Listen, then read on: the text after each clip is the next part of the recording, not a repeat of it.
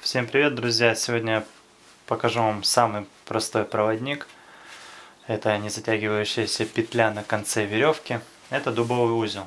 Дубовый узел это, правда, самый простой проводник. Вяжется он следующим способом. Смотрите. Мы берем, сдваиваем веревку и вяжем просто обычный узел.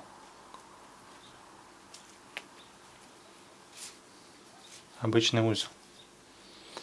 И получаем дубовую петлю, которая не затягивается. В смысле не затягивается сама петля, на ней можно работать, но вот этот вот узел при больших нагрузках он затягивается.